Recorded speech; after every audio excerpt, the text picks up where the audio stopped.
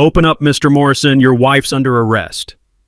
The pounding on our front door shook the whole house so hard I thought the glass would shatter. Coffee splashed across my kitchen counter as I rushed to the window. 2 patrol cars sat in our driveway, red and blue lights painting our quiet neighborhood like a crime scene. My wife Rita was already walking to the door in her bathrobe, completely calm. After 18 years of marriage, I knew that look. She wasn't worried. She was amused. "What's the charge, officers?" she called out. "Electrical violations, ma'am. Running an illegal business from your residence." Behind those 2 young cops stood Constance Pemberton, our psycho HOA president, grinning like Christmas morning. 6 months of harassment had led to this moment. Poor woman had no clue what she'd just walked into. What would you do if your HOA tried to destroy your family? Drop a comment below. Here's how this nightmare started. 6 months earlier, everything seemed perfect in our little slice of suburban paradise. I'm Jake Morrison, 44 years old, been working as an electrician for 22 years. Started my own contracting business about 5 years back. Nothing fancy, just honest work fixing people's electrical problems and doing renovations around Sacramento. My wife Rita? Well, neighbors thought she worked some boring government desk job. She'd leave every morning in business clothes, come home around dinner time, never talked much about work. The truth was a little more complicated than that, but I'm getting ahead of myself. We'd bought our house in Willowbrook Heights 3 years earlier. Corner lot, nice neighborhood, tree-lined streets where kids actually rode bikes and neighbors knew each other's names. The HOA fees were reasonable, $120 a month, and the board seemed to mind their own business. The smell of fresh sawdust from my weekend projects mixed with the aroma of Rita's morning coffee ritual. She had this routine where she'd sit on the back porch with her mug, watching the sunrise before heading off to her government job. The sound of her duty boots on our hardwood floors during those early morning hours became as familiar as my own heartbeat. Everything changed when Constance Pemberton got elected HOA president. Constance was 58, recently divorced, and bitter about having to downsize from some fancy house in the hills to our middle-class neighborhood. Always dressed like she was heading to a board meeting, pressed blazers, leather portfolio, drove a white BMW that she kept spotless. She had this way of speaking in clipped, condescending tones that made you feel like you were being scolded by a disappointed teacher. I first ran into trouble when I mentioned to my neighbor Mr. Arlo that I was planning to build a workshop in the backyard. Nothing crazy, just a small building where I could organize my tools and maybe do some side projects. Mr. Arlo's a retired engineer, great guy, always willing to help with technical advice. Constance overheard us talking across the fence one Saturday morning. The woman appeared out of nowhere like some kind of suburban surveillance ghost. "Excuse me," she interrupted, clutching that ever-present portfolio. "Did I hear something about construction? I'll need to see all permits and documentation immediately." I showed her everything. City permits, architectural drawings, HOA compliance paperwork, all perfectly legal, all properly filed. I'd learned the hard way over the years that crossing your T's and dotting your I's saves headaches down the road. She studied those papers like she was looking for nuclear launch codes. Flipped through every page twice, made notes in the margins, even pulled out a magnifying glass at one point. The intensity was honestly impressive and slightly terrifying. "Everything appears to be in order," she finally admitted, sounding genuinely disappointed. But Rita noticed something I missed. That evening, she pointed out that Constance had been photographing our property from the sidewalk. "That woman acts like someone with something to prove," Rita observed, sipping her evening tea. She had this way of reading people that came from her work experience, though I didn't fully appreciate that skill yet. A few weeks later, I discovered why Constance was so interested in my workshop plans. Turns out she'd applied for a similar building permit 4 months earlier. The city denied her application because her lot was too small to meet the required setback distances. Here's where things get interesting. Remember that feeling when you realize someone's been playing chess while you thought you were playing checkers? That's exactly what happened next. The crunch of gravel under surveyor wheels became a regular sound in our neighborhood. Constance started measuring property lines, taking photos, leaving multiple voicemails about maintaining community standards. She'd show up at exactly 9:15 every Tuesday morning, following the same inspection route, wearing the same navy blazer. Rita started keeping a log of these visits, just casual notes in a little notebook she kept by the kitchen window. At the time, I thought she was just being thorough. I had no idea my wife was building a case file. The first real shot fired in our HOA war came disguised as a community improvement initiative. Constance called an emergency board meeting on a Wednesday night. I didn't attend, figured it was just routine stuff about landscaping or pool maintenance. Biggest mistake of my life. The next morning I found a certified letter taped to our front door. The sound of that official envelope crinkling in my hands still gives me chills. Inside was a brand new HOA rule. Any structure over 100 square feet now required aesthetic committee approval before construction. My workshop, 120 square feet, already built, completely legal when I constructed it, but according to this new rule, I was in violation. $500 fine, 48 hours to comply. I called my buddy Dave, who dealt with HOA disputes before. He laughed when I explained the situation. Jake, they can't just change rules after the fact. California requires 30-day notice and member votes for rule changes. Any lawyer would tear this apart. That's when the real twist hit me. I discovered the aesthetic committee consisted of exactly 3 people: Constance, her sister Margaret, and Mrs. Kowalski, who owed Constance money from some failed investment scheme. The smell of diesel fuel and morning dew became my new reality as Constance showed up every Tuesday at 9:15 a.m. sharp. She'd measure distances to my workshop with a surveyor's wheel like she was planning a military invasion. The crunch of gravel under those wheels echoed through our peaceful neighborhood. Rita found me in the garage that evening, reading the violation notice for the 10th time. "They can't just retroactively punish you," she said, leaning against the doorframe. "Document everything. Dates, times, photos. Patterns of selective enforcement can violate equal protection laws." I stared at her. "How do you know legal terminology like that?" "Government work," she shrugged. "You pick things up." That weekend, I started digging deeper. Found 4 other similar structures in our neighborhood, all built in the past year without any committee review, all mysteriously approved through normal permits. But here's where it got interesting. Margaret Pemberton, Constance's sister, owned Premier Home Consulting, the only approved contractor for committee-required modifications. I spent Saturday going through public records. Premier had done 3 neighborhood jobs over the past year. Average cost? $12,000 each, for work worth maybe $4,000. The harassment spread like a virus. Mr. Arlo got violated for his garden gnome. Aesthetically inconsistent. The Rodriguez family got cited because their kids left bikes on the lawn overnight. Mrs. Patterson, 73 years old, got fined for excessive holiday decorations. She'd hung 3 Christmas wreaths. Every violation came on the same cheap, scratchy paper that left lint on your fingers.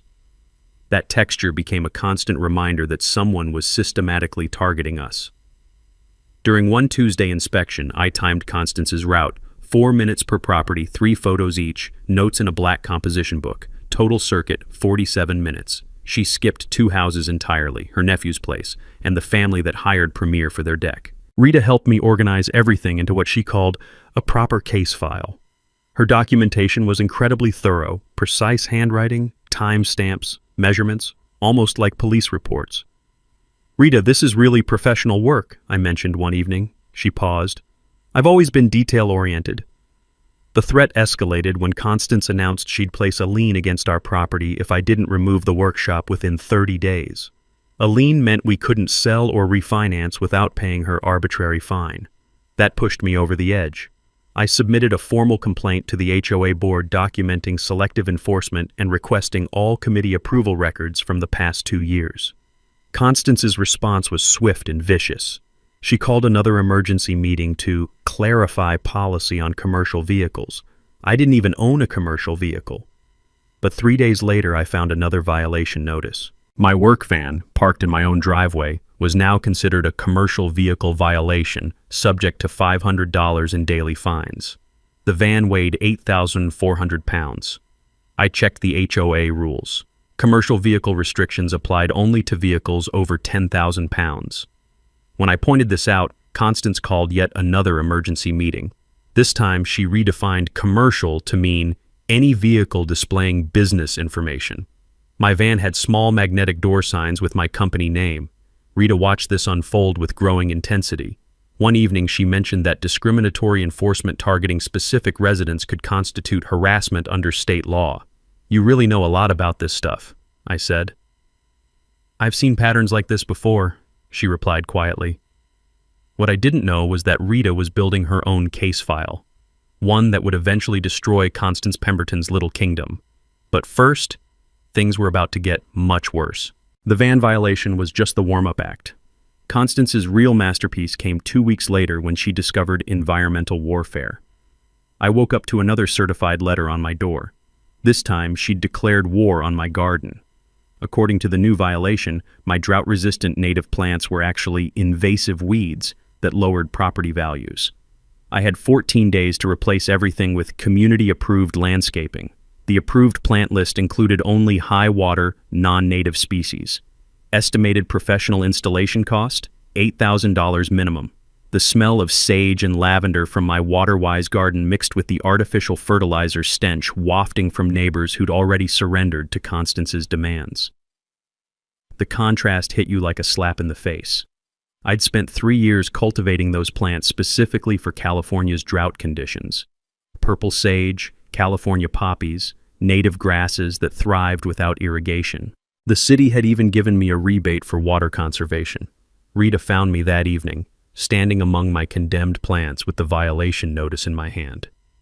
"This doesn't make sense," I muttered. "These plants are exactly what the state wants us to grow." Rita nodded thoughtfully. "California law actually prohibits HOAs from banning drought-resistant landscaping. It's part of the state water conservation mandates." I looked at her sharply. "How do you know that?" "I read the news," she said, but something in her tone suggested more. That weekend, I dove into research mode. Rita was absolutely right. I remembered reading about this in some legal newsletter years back.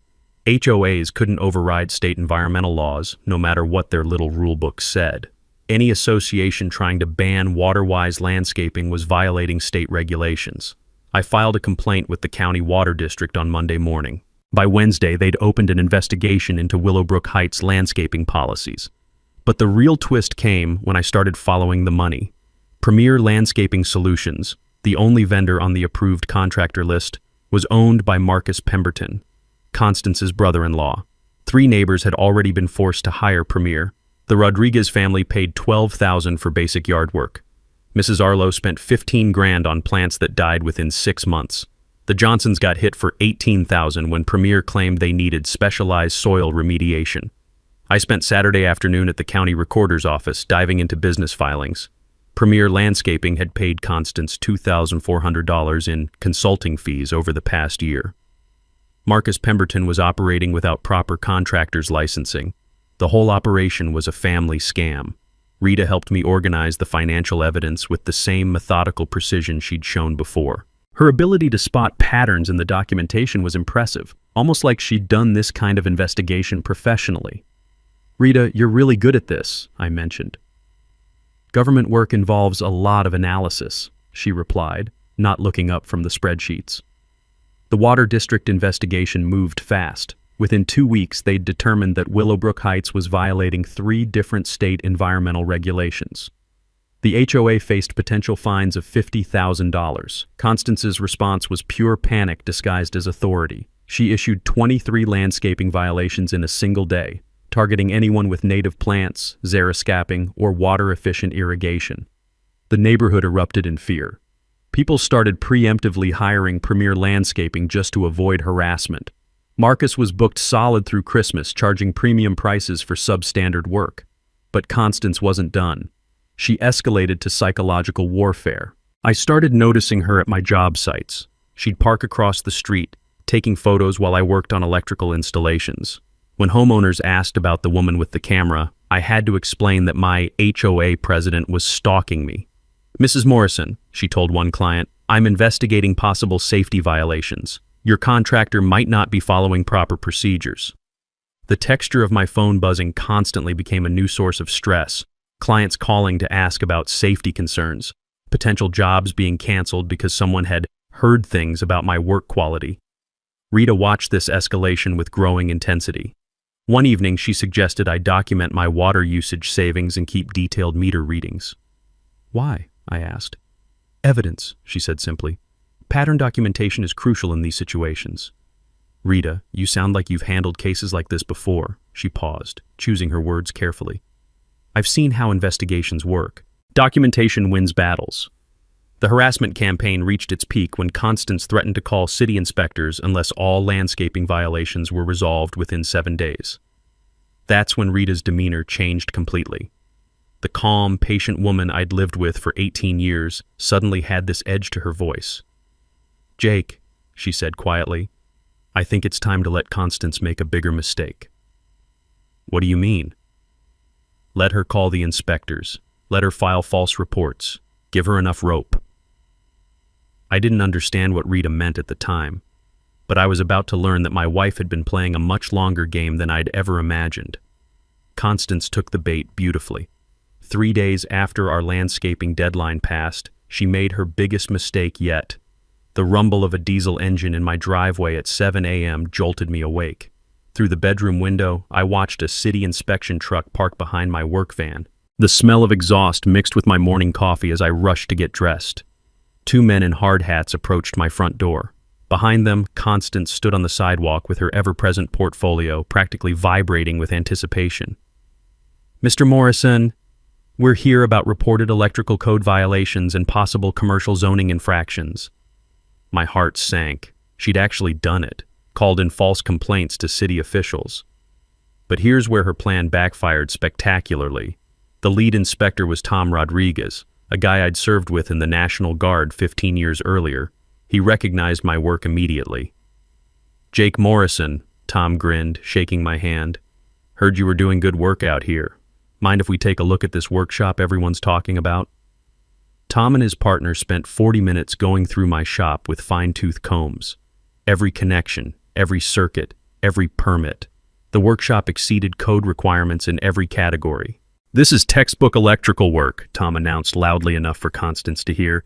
"Mind if I get your card? Got some projects coming up." Constance's face went through several shades of purple. She'd expected to watch city officials shut down my operation. Instead, she got to see me receive a professional endorsement. That's when I realized something I should have learned years earlier from my military days. Filing false reports with government agencies is a criminal misdemeanor in California. Constance had just crossed the line from civil harassment into potential criminal territory. Rita met me in the kitchen after the inspectors left. She'd been watching the whole interaction from the window. "How do you feel about Mrs. Pemberton's latest move?" she asked. "Furious," I admitted.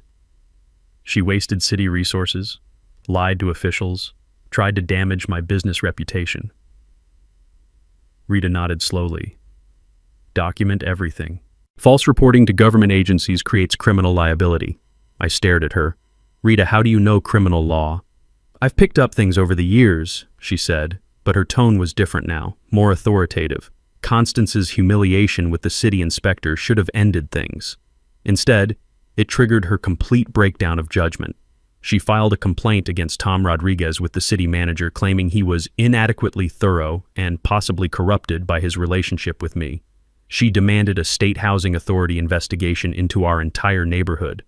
The sound of Constance's heels clicking rapidly on pavement became a daily soundtrack.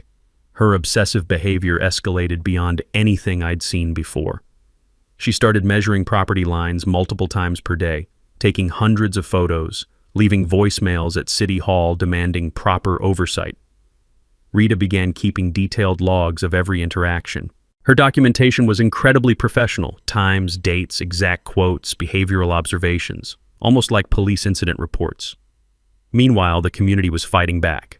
Mr. Arlo called an informal neighborhood meeting at his house. 7 families showed up with their own violation stories. Mrs. Patterson brought documents her late husband had kept from his time on city council. "According to municipal law," she explained, "HOA boards can't override city code enforcement. What Constance is doing violates separation of authority." The Rodriguez family presented a timeline showing how violations had targeted minorities and working-class families almost exclusively. The pattern was obvious and ugly, but Constance wasn't done spiraling. She hired what she called a private investigator to research neighborhood families. Turns out this investigator was her nephew Danny, 22 years old, no license, no training. His investigation consisted of social media stalking and taking photos from his car. When I discovered Danny had been photographing children at the neighborhood playground, Rita's entire demeanor changed. For the first time in our marriage, I saw something cold and dangerous in her eyes. Photographing minors without parental consent can constitute stalking under state law, she said quietly. Rita, that's very specific legal knowledge. She met my gaze directly. Some things you don't forget.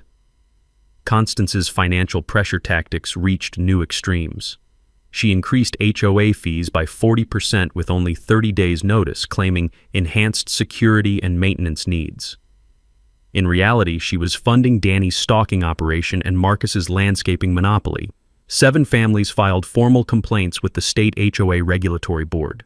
Mrs. Patterson threatened a lawsuit based on her late husband's municipal law expertise. That's when Constance made her final, fatal mistake. She called the sheriff's department claiming suspicious electrical activity and possible fire hazards at our property. She demanded immediate response and full investigation. What she didn't know was that dispatch automatically routed emergency calls about electrical hazards to the county sheriff's training division, Rita's division. The call came in at 6:47 a.m. on a Tuesday morning. Rita's work phone buzzed on the nightstand. I was already up, making coffee, when I heard her answer with her professional voice. Morrison here. A pause. Then, electrical emergency at what address? Another pause, longer this time. My address? Are you certain? I turned around to see Rita sitting up in bed, fully alert despite being awakened from deep sleep. Her tone had shifted into something I'd never heard before, command authority. Who specifically requested immediate response? She asked. Through the phone, I could hear the dispatcher explaining that a Constance Pemberton had filed an emergency report claiming dangerous electrical activity and potential fire hazards requiring immediate law enforcement response. Rita was quiet for several seconds. When she spoke again, her voice was ice cold. Dispatch, this is Sheriff Morrison. I'm going to handle this personally. Send officers Martinez and Thompson to my residence for follow-up. Sheriff Morrison. The words hit me like a freight train. Rita, I managed to croak. She looked at me, and for the first time in 18 years of marriage, I saw my wife clearly. Not Rita the government worker, Sheriff Rita Morrison. I was going to tell you, she said quietly, but this works better. Tell me what? That I've been building a criminal case against Constance Pemberton for the past 6 months. My coffee mug slipped from my hands, shattering on the kitchen floor. The smell of spilled coffee mixed with the scent of Rita's duty gun oil, an odor I'd never consciously noticed before but suddenly realized had always been there. You're the sheriff, I said stupidly. County sheriff, she confirmed. 18 years in law enforcement, the last 3 running the training academy. The officers coming here, I trained them both last month. That's when everything clicked. Rita's legal knowledge, her documentation skills, her calm under pressure, her strategic thinking. The sound of patrol cars pulling into our driveway interrupted my mental recalibration. Rita stood up, moved to our bedroom closet, and pulled out her duty uniform. In 3 minutes, she'd transformed from my government worker wife into Sheriff Rita Morrison. Jake, I need you to stay calm, she instructed, strapping on her duty belt. Constance just escalated this into criminal territory. Filing false emergency reports is a felony when it involves claims of immediate danger. Why didn't you tell me? Because I needed documentation of her harassment pattern without any suggestion that we were building a law enforcement case. If she'd known my profession, she'd have been more careful. Rita walked to our bedroom window and looked down at the patrol cars. Officers Martinez and Thompson were approaching our front door, with Constance hovering behind them like a vulture. She has no idea what she just walked into, Rita said. The doorbell rang. Mrs. Morrison, came the voice through the door. Sheriff's Department. We have reports of electrical violations. Rita looked at me. Ready to end this? I nodded, still processing the fact that I'd been married to the county sheriff for 3 years without knowing it. Rita opened the door in her full uniform. The expression on Constance Pemberton's face was worth every moment of the past 6 months of harassment. Good morning, officers, Rita said calmly. I believe there's been a misunderstanding about the nature of this call. Officer Martinez's eyes widened. Sheriff Morrison, we didn't know this was your residence. Yes, Martinez. And I think Mrs. Pemberton has some explaining to do about filing false emergency reports. The color drained from Constance's face so fast I thought she might faint. The next 2 hours changed everything in Willowbrook Heights forever. Rita invited Officers Martinez and Thompson inside for coffee while Constance stood frozen on our front porch like a malfunctioning robot. The sound of her rapid breathing was audible from 10 feet away. "Officers," Rita began, settling into her kitchen chair in full uniform, "Mrs. Pemberton has been conducting a systematic harassment campaign against my family for the past 6 months. What she filed this morning constitutes a false emergency report." Officer Thompson opened his notepad. "Sheriff, do you want to press charges?" "Not yet," Rita replied. "I want to show you something first." She disappeared into our home office and returned with 3 thick file folders. When she spread them across our kitchen table, I realized I'd been watching a criminal investigation unfold without knowing it. "Jake," Rita said, "remember all those times I suggested documenting things? All those questions about legal procedures? I've been building a case file." The documentation was incredible. Time-stamped photographs of every violation notice. Audio recordings of Constance's threats, all perfectly legal under California's one-party consent law. Financial records showing the kickback scheme with Premier Landscaping. Video evidence from our security cameras showing Danny's attempted break-in. "Sheriff," Martinez said, reviewing the evidence, "this is felony harassment, fraud, and conspiracy." Rita nodded. Mrs. Pemberton escalated to filing false emergency reports. That's where this becomes criminal rather than civil. Through our kitchen window, we could see Constance pacing on the sidewalk, talking rapidly on her phone. The texture of panic was written all over her body language. "What's the plan?" I asked. Rita's smile was colder than January. "We're going to let her hang herself completely." Over the next week, Rita coordinated with multiple agencies. The district attorney's white-collar crime division opened an official investigation. The state contractor licensing board began auditing Marcus Pemberton's business. The county water district imposed fines on the HOA for violating environmental regulations. But Rita's masterpiece was community organization.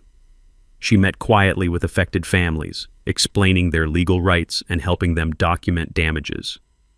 Mr. Arlo contributed his engineering expertise, proving that all of Constance's violations were actually compliant with code. Mrs. Patterson provided historical HOA documents showing how Constance had systematically changed rules to benefit her family's businesses.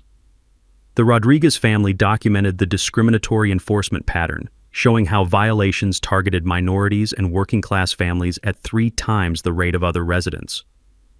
"This isn't just harassment," Rita explained during one evening meeting at our house. "It's a racketeering operation using HOA authority to extort money from residents." I watched my neighbors transform from scared victims into organized plaintiffs. Rita taught them proper documentation techniques, legal terminology, and their rights under both state and federal law. But she saved the best strategy for last. "We're going to let Constance call another emergency meeting," Rita announced. "She's going to demand immediate action against our family. She's going to make threats, and she's going to do it all in front of witnesses, media, and law enforcement." "How can you be so sure?" Mrs. Patterson asked. Rita's smile was predatory. "Because I know her psychological profile. Narcissistic personality combined with financial desperation creates predictable behavior patterns. When cornered, she'll escalate rather than retreat." The honey trap was elegant in its simplicity. We'd let Constance believe she was winning by not immediately challenging her latest violations. We'd encourage her to make bigger mistakes while documenting everything for criminal prosecution. Rita arranged for the local newspaper to attend Constance's next emergency meeting. She coordinated with the district attorney's office to have investigators present. She even suggested that Constance invite city officials to witness her evidence against our family. "Won't she be suspicious about all these people showing up?" I asked. "Narcissists love audiences," Rita explained. "She'll think it's validation." The plan required 1 more week of patience. 1 more week of letting Constance think she was destroying us while she actually destroyed herself. Rita took her first vacation day in 3 years. "Personal legal matter," she told her department. That weekend, she sat on our back porch with her morning coffee, watching the sunrise like she always had. But now I understood the calculating intelligence behind those quiet moments. "Rita," I said, joining her with my own mug, "remind me never to get on your bad side." She laughed, the first genuinely relaxed sound I'd heard from her in months.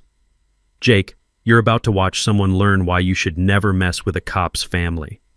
the smell of fresh coffee mixed with the scent of my condemned sage plants.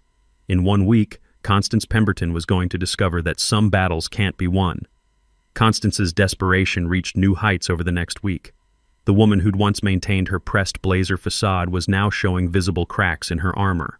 Monday morning brought a knock at my door from a man claiming to be an electrical safety inspector. He wore no uniform, carried no official credentials, and spoke with a thick accent that suggested English wasn't his first language. "I need to inspect your workshop for code violations," he announced. I asked for his licensing information. He produced a handwritten business card with a phone number that went straight to voicemail. Rita, still maintaining her civilian cover, watched this interaction from the kitchen window. Later, she ran the man's license plate.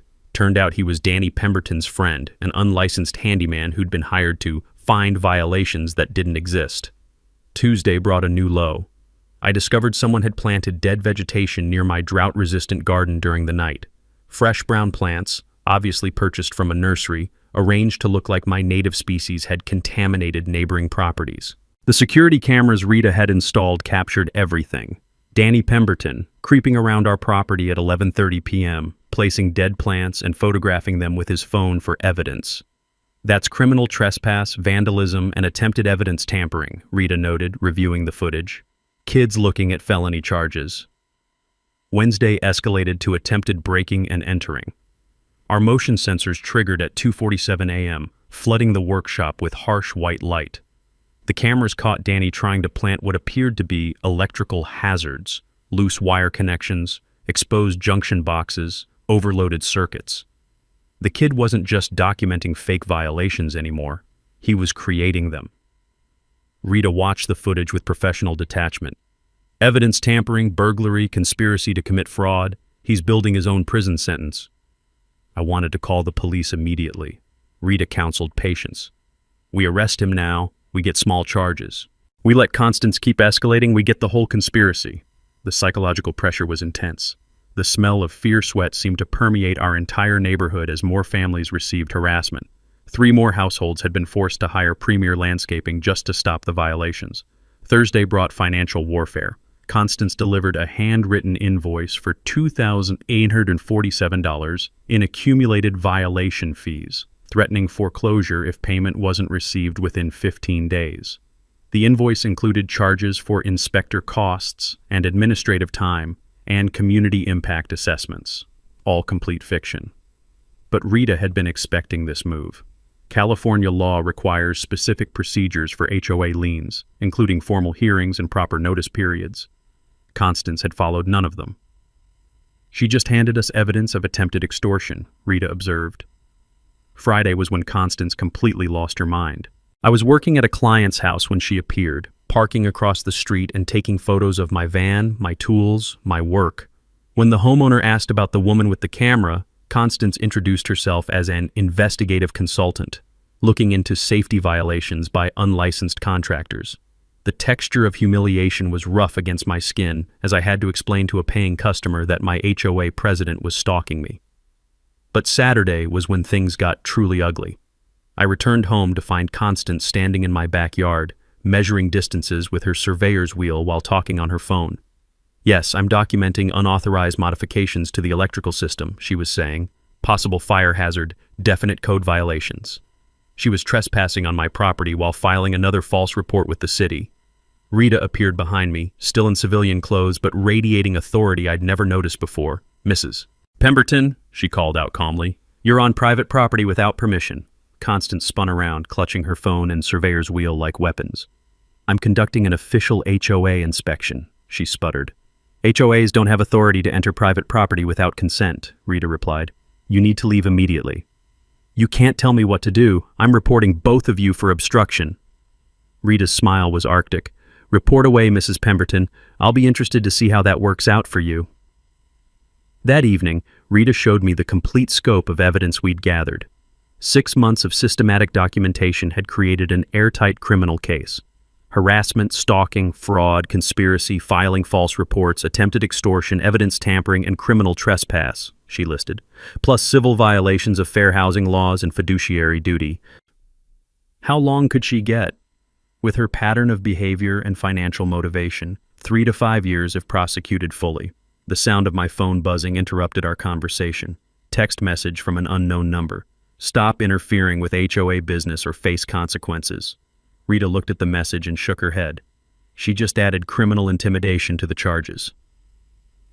Sunday morning, Constance called an emergency HOA meeting, claiming our family posed an imminent danger to community safety and demanding immediate property seizure. Rita checked her watch. Right on schedule. The emergency meeting notice appeared on every door in Willowbrook Heights Sunday afternoon. Constance had outdone herself with drama and urgency. Immediate community safety threat, the notice screamed in all caps. Emergency meeting Monday 7 p.m., Community Clubhouse, mandatory attendance for all residents. Yee. The notice detailed alleged criminal electrical activity, environmental contamination, and ongoing safety violations at our property. It demanded an immediate vote for property seizure under emergency powers that didn't actually exist in our HOA bylaws. Rita read the notice with professional interest. She's going full scorched earth. Should we be worried? About Constance? No. About what she's about to do to herself? Absolutely.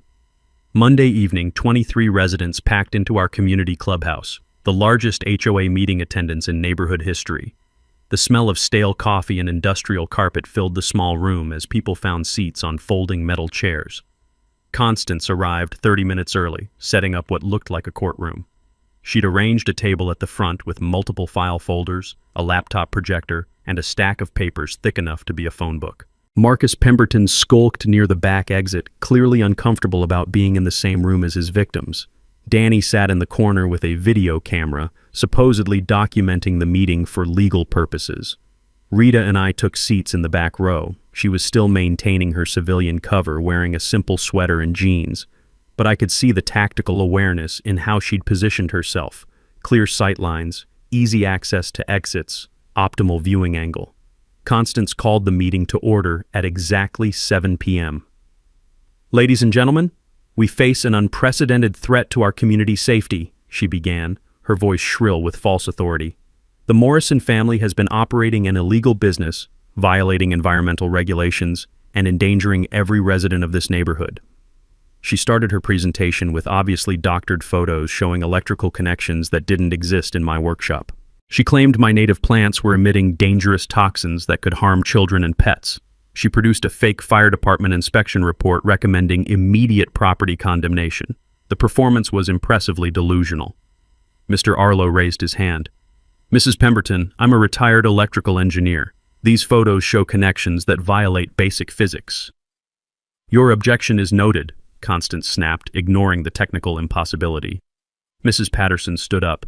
According to municipal law, HOAs cannot override city code enforcement or condemn private property. We have emergency powers, Constance insisted. No, we don't, Mrs. Patterson replied firmly. I have our bylaws right here. The room's energy shifted as residents realized they were watching someone completely detached from reality. Rita had prepared me for this moment. She'll escalate when challenged, she'd predicted. Narcissists can't handle contradiction. Sure enough, Constance's voice rose to near screaming levels. I don't care what you think the rules are. I am the president of this HOA. The Morrison family is a threat to property values, community safety, and neighborhood standards. The Rodriguez family presented their timeline documenting discriminatory enforcement. Other residents shared their own harassment stories. The pattern was obvious and damning. But Constance wasn't listening anymore. She'd entered what Rita later described as complete psychological break territory. You're all being manipulated, she shrieked. Jake Morrison is a criminal. His wife is probably involved in the conspiracy. That's when she made her final, fatal mistake. I'm calling the sheriff's department right now, she announced, pulling out her phone. I'm reporting all of you for obstruction and conspiracy.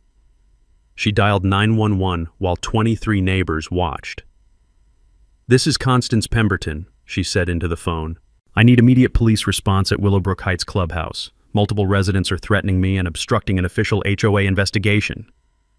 Rita stood up slowly from the back row. The room fell completely silent except for the hum of fluorescent lights overhead. Mrs. Pemberton, Rita said, her voice carrying new authority. I think there's been a misunderstanding about police involvement. She walked forward with calm, measured steps while residents turned to watch. Even Constance stopped mid-sentence in her phone call.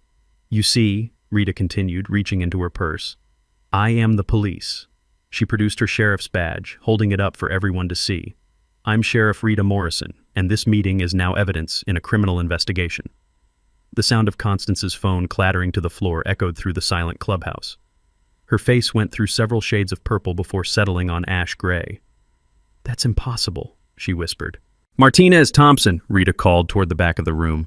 Two uniformed officers entered the clubhouse. I hadn't even noticed them arrive. "Yes, ma'am," Officer Martinez responded. "Please inform Mrs. Pemberton of her rights under Miranda. She's under arrest for filing false police reports, harassment, and conspiracy to commit fraud." The clubhouse erupted in whispers and gasps as Officer Thompson approached Constance with handcuffs ready. "You have the right to remain silent," he began. "No!" Constance screamed, backing against the wall. "This is entrapment, police harassment. She can't investigate her own neighborhood." Rita's voice cut through the hysteria with ice-cold authority. "Mrs. Pemberton, criminal activity doesn't become legal just because it happens near my house. Peace officers have a duty to investigate crimes regardless of location." She opened her evidence files across the front table. 3 months of systematic documentation spread out like a prosecutor's closing argument. "Filing false police reports," Rita announced to the room, "criminal harassment, conspiracy to commit fraud, evidence tampering, attempted extortion." Each charge hit Constance like a physical blow. She slumped against the wall, her pressed blazer facade finally cracking completely. "Ladies and gentlemen," Rita continued, "this is video evidence of Mrs. Pemberton's nephew attempting to plant fake electrical violations in our workshop." She played the security footage on Constance's own projector. 23 neighbors watched Danny Pemberton creeping around our property at 2:47 a.m., carrying tools and creating fake hazards. "That's criminal trespass and evidence tampering," Rita explained. "Both felonies under California law." Marcus Pemberton panicked. He jumped up from his back row seat, pointing at Constance like a drowning man grabbing at a life preserver. "She paid me to do it?" And he blurted out, "The landscaping thing was her idea. She made me give her kickbacks from every job." "Marcus, shut up!" Constance shrieked. But the damage was done. Rita nodded to Officer Martinez, who began reading Marcus's rights as well. "Mrs. Pemberton also attempted to bribe residents," Rita continued, producing audio recordings. "Here's her offering to settle violations for $15,000 in exchange for dropping complaints." Constance's voice played through the clubhouse speakers, clear as day, attempting to extort money for fake community improvements. "That's attempted extortion," Rita announced. "Another felony." The final evidence bomb was financial records. Rita spread bank statements across the table showing Constance's kickback payments, the missing HOA funds, and the fraudulent contractor licensing. $47,000 in embezzled community funds, Rita said, plus additional damages from forced payments to unlicensed contractors, Mr. Arlo stood up, his engineering credentials finally getting the respect they deserved. "Sheriff Morrison, what can we do to help with prosecution?" Mrs. Patterson raised her hand. "I have additional documentation from my late husband's municipal law files." The Rodriguez family offered their timeline of discriminatory enforcement targeting minority residents. One by one, every family that Constance had harassed stepped forward with evidence, witnesses, and testimony.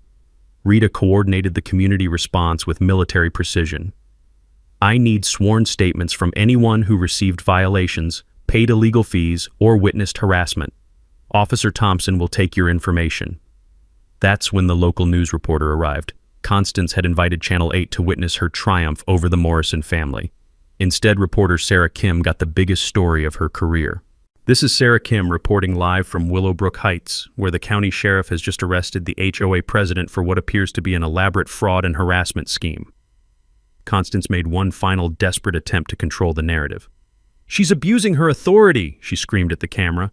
"This is police corruption. She can't arrest someone for HOA business." Rita faced the news camera with professional calm. "Mrs. Pemberton has been systematically harassing residents, filing false police reports, and operating a fraudulent contracting scheme. Criminal behavior doesn't become acceptable when it happens through an HOA." The handcuffs clicked onto Constance's wrists with a satisfying metallic snap. The sound of her pearl necklace breaking and scattering across the floor provided the perfect soundtrack to her downfall. Marcus Pemberton was arrested for contractor fraud and conspiracy. Danny got charged with criminal trespass, evidence tampering, and stalking. As the three conspirators were led away in patrol cars, the neighborhood erupted in spontaneous applause. "All pending violations are hereby voided," Rita announced to the cheering crowd. "The illegal fee increases are reversed. Your HOA funds will be recovered and distributed to affected families." Mr. Arlo was elected interim HOA president by unanimous voice vote. His first official act was reducing fees back to the original $120 per month. Mrs. Patterson suggested a community barbecue to celebrate. The Rodriguez family offered to organize childcare so parents could attend the legal proceedings. Rita holstered her badge and put her arm around my shoulders. "How does it feel to be married to the county sheriff?" I asked. She grinned. "How does it feel to be married to a woman who just took down the neighborhood terrorist?" The smell of fresh air mixed with the sound of children's laughter as families emerged from 6 months of fear. Justice, it turns out, tastes like victory and smells like freedom. 6 weeks later, Willowbrook Heights looked like a completely different neighborhood. The emergency HOA election was held on a Saturday morning in Mr. Arlo's backyard. 42 residents attended, double our usual voter turnout. Mr. Arlo was officially elected president, Maria Rodriguez became treasurer, and Mrs. Patterson accepted the role of community liaison for municipal affairs.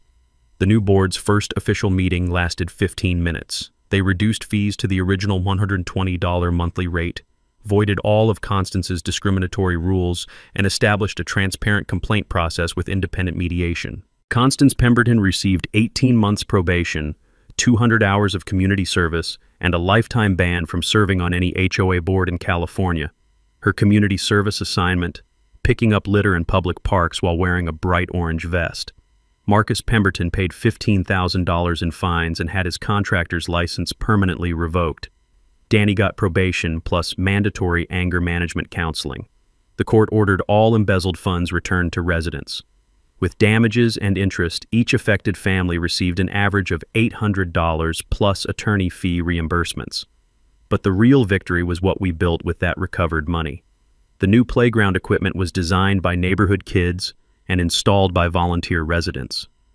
My electrical work provided safety lighting and power outlets for community events. Mr. Arlo's engineering expertise ensured everything exceeded safety standards. Rita suggested creating a drought-resistant community garden with educational signage about California water conservation. Mrs. Patterson organized weekly gardening classes for kids and seniors.